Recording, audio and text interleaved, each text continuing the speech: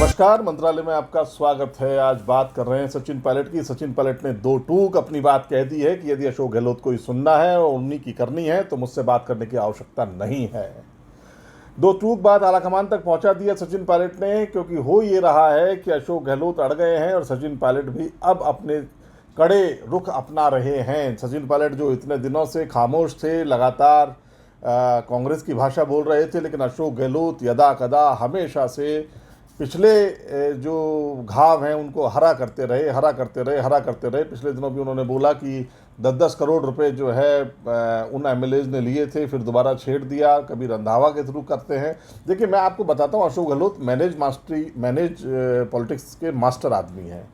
ये हर को मैनेज करना जानते हैं। देखिए, जब सत्ता में कोई चीफ मिनिस्टर होता है, सत्तारूढ़ दल होता है, उसमें चीफ मिनिस्टर होता है, तो वो बहुत आसानी से मैनेज कर लेता है किसी भी तरीके से। मतलब पद, लालच, लोभ, बहुत सारी चीज़ें ऐसी होती हैं जो उसके हाथ में होती हैं और उसको पता होता है कि उसकी जेब में क्या सामान है और उसको किस तरीके से खरीदना है।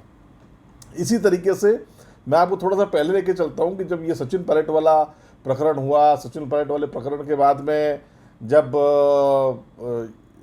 एआईसीसी की तरफ से, सोनिया गांधी की तरफ से, बाद में जब खड़गे साहब को और अजय माकन जी को पर्यवेक्षक बना करके यहाँ भेजा गया था, उस समय ये तय कर दिया गया था कि अब अशोक गहलोत को हटा करके राष्ट्रीय नेतृत्व का जिम्मा दे दिया जाता है और सचिन पायलट को चीफ मिनिस्टर बना दिया जाता है। इस तरीके से राजस्थान भी बैलेंस हो जाएगा, सरकार भी ठीक हो जाएगी।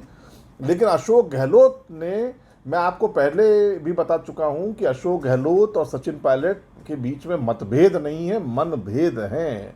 मनभेद यानी कि अशोक गहलोत चाहते ही नहीं है कि सचिन पायलट किसी भी रूप में राजस्थान की राजनीति के अंदर आगे बढ़ें। ऐसी स्थितियां पैदा हो गई कि शांति धारीवाल, महेश जोशी जैसे लोगों ने मिलकर के अशोक गहलोत साहब के इशारों पे एक ऐसा उस समय मैं षड्यंत्र ही कहूँगा, षड्यंत्र रचा कि बैकफुट पर हड़के साहब और माकन साहब चले गए। बाद में अशोक गहलोत ने ये आरोप लगाया अंदर ही खाते कि अजय माकन जो है वो सचिन पायलट को सपोर्ट कर रहे हैं। अजय माकन की भी कुर्सी चली गई, उनको भी राष्ट्रीय महासचिव से उस समय हटा दिया था, अपने यहाँ के राजस्थान के प्रभारी से हटा दिया गया था। उसके बाद में रंधावा जी को लगाया गया। रंधावा जी भी साहब सरदार जी जैसे ही आए और आते ही उन्होंने भी, नहीं होता जैसे जो भी नया नया आता है तो वो ढोल नगाड़े तमाशे बजाता है, तो ऐसी स्थिति रंधावा की हुई। आते ही बयान देने लगे, बयानवीर हो गए, ऐसा नहीं चलेगा, अनुशासन में रहना पड़ेगा, ये करना पड़ेगा। सरदार जी जैसे ही चंडीगढ़ से लैंड होते, मीडिया से बात करते, एक नई बात कर जाते, एक नई बात, बुजुर्गों को अब सीट छोड़ देनी चाहिए, अब कांग्रेस जो है पहले ही टिकट बांट देगी, हम पहले ही दे देंगे, अब की बार, मतलब इस तरीके के बयान रंधावा जी देते रहे कि साहब पता नहीं रंधावा जी क्या चमत्कार कर देंगे। खोदा पहाड़ निकली चुईया, रंधावा जी भी चुईया साबित हुए और वो केवल एक तरीके से आप ये मान के चलिए कि प्रभारी महासचिव की भूमिका में रहे। वो भी अशोक गहलोत के माया जाल के भ्रम में आ गए।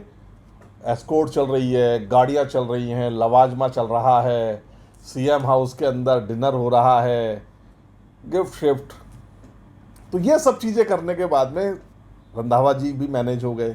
रंधावा जी मैनेज होने के बाद में अब बारी आई गोगोई साहब की। तरुण गोगोई को जो है इलेक्शन कैंपेन कमेटी का जिम्मा राहुल गांधी ने दिया कि चलो भाई आप इलेक्शन कैंपेन कमेटी का जिम्मा लीजिए और राजस्थान के अंदर जो लिस्ट है उसको फर्टाइल कीजिए।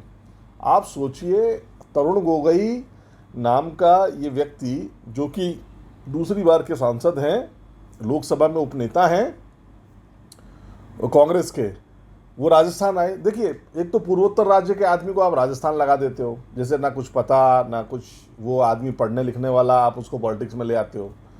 फिर वो जब वो यहाँ पर राजस्थान में आए तो आपको तो पता है अशोक गहलोत का वापस जादू चला और तरुण गोगोई भी मैनेज हो गए। मैनेज कैसे हो गए कि सीएम के साथ बैठ के तीनों चारों ने मिलकर के, अमृता धवन और सब ने मिलकर के मैक्सिमम 50 से 60 नामों का सिंगल पैनल जो है वर्किंग कमेटी में रख दिया कि साहब ये तो सिंगल पैनल हमने डिसाइड कर दिया है। राहुल गांधी नाराज हो गए, अरे भाई ये बात पहले से ही जो है सचिन पायलट ने राहुल गांधी तक पहुंचा दी थी, प्रियंका गांधी तक पहुंचा दी थी, इवन दोनों ने सोनिया गांधी तक भी पहुंचा दी थी कि अशोक गहलोत ने इनको भी मैनेज कर दिया है और अपने जितने भी पुराने लोग हैं उन सबको टिकट दिलाने के लिए सिंगल पैनल पर ले आए हैं। यानी कि यहाँ से तो और कोई जिताऊ उम्मीदवार हो ही नहीं सकता।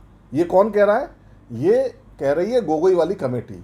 गोगोई वाली कमेटी की जो रिपोर्ट है उसके अंदर और जो एआईसीसी का सर्वे है, राहुल गांधी का सर्वे है, उसमें रात दिन का फर्क है। जैसे मान लीजिए मैं पिछली बार अशोक गहलोत के साथ में समर्थन में खड़ा था, मैं विधायक था, तो मेरे को इस बार भी उन्होंने कह दिया कि यही जीत सकता है, जबकि एआईसीसी की रिपोर्ट, सर्वे रिपोर्ट, जितनी भी सर्वे रिपोर्ट है वो मेरे खिलाफ है। वो कहते हैं कि ये कभी जिंदा नहीं, ये जीत ही नहीं सकता क्योंकि इसने इतना भ्रष्टाचार किया है, पूछो मत, लोगों के बीच में नफरत पैदा करी है, ये जातिवाद की राजनीति करते हैं। इस तरीके के एमएलएज की शिकायतें, इस तरीके के एमएलएज के पुलिंदे जनता के बीच में, जिन्होंने सर्वे में अपनी रिपोर्ट खोल दी। अब राहुल गांधी और सोनिया गांधी खुद उस बैठक में आए और जैसे ही उन्होंने लिस्टें देखना शुरू किया, देख लिया पिछली बार के जो वो थे, जैसे शांति धारीवाल का नाम आया पहली लिस्ट में, तो शांति धारीवाल के नाम पर ही सोनिया गांधी तो जानती है ना कि भाई ये शांति धारीवाल ही वो आदमी है जिसने कहा था कि आला कमान कौन होता है, अशोक गहलोत ही आला कमान है। यही कहा था ना शांति धारीवाल ने। तो और शांति धारीवाल जो है उनको बचाते हुए नजर आते हैं, शांति धारीवाल को अशोक गहलोत बचाते हुए नजर आते हैं, दोनों एक दूसरे। और एक बात और कि अशोक गहलोत ने शांति धारीवाल को मतलब इतना ईमानदार बता दिया है, सोने कंचन से भी ज़्यादा ईमानदार शांति धारीवाल को, समझे आप? मतलब सर्टिफिकेट दिया है, 100 चूहे खा करके बिल्ली जैसे हज को जाती है ना और पाक साफ हो जाती है, ऐसे अशोक गहलोत किसी को सर्टिफिकेट बांट दें। शांति धारीवाल के किस्से आम हैं, यूडीएच के अंदर भ्रष्टाचार के किस्से आम हैं, अधिकारी पकड़े गए हैं। ये तो शांति धारीवाल जी, आपने सीएम से बात करके अभी तक अपने अधिकारियों को बचा रखा है, नहीं तो अधिकारी अब तक जेल की सलाखों के पीछे होते। एसीडी ने पकड़ा है उनको। और सबसे बड़ी बात है कि क्या वो अधिकारी बच जाएंगे?